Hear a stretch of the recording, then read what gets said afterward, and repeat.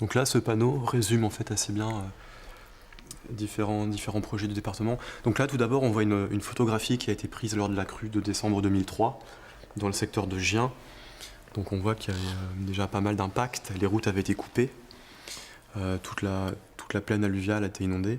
Donc il y avait des secteurs qui avaient été assez impactés, comme la ville de Gien, Poilly-les-Gien, des communes qui ont été touchées. Mais finalement, ça reste une petite crue par rapport à ce qu'on pourrait avoir, c'est-à-dire une crue du type du 19e siècle, qui est représentée ici. Donc là, on peut voir la ville de Sully-sur-Loire.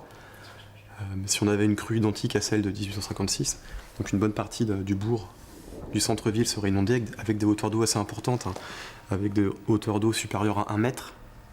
On voit notamment le collège de Sully-sur-Loire qui serait impacté assez fortement. Donc cette cartographie, en fait, elle a été réalisée à l'aide d'un outil SIG que l'on a financé dans le cadre du projet Interreg FRC. C'est une cartographie 3D en 3 dimensions qui nous permet de connaître chaque point du territoire pour chaque mètre carré des hauteurs d'eau. C'est-à-dire que cet outil SIG, je l'utilise en allant sur le terrain, je zoome sur un point de la carte, sur chaque bâtiment, et je peux connaître de manière assez précise, très précise, les hauteurs d'eau qu'on a eues lors de la grande crue. Est-ce qu'il y a eu 1m20, 1m25, 1m30 ? Et ça nous donne des bonnes indications pour après faire des travaux de réduction de la vulnérabilité du bâti, faire des plans de continuité d'activité pour rendre les services moins vulnérables aux crues, comment s'organiser pour maintenir les principales activités opérationnelles.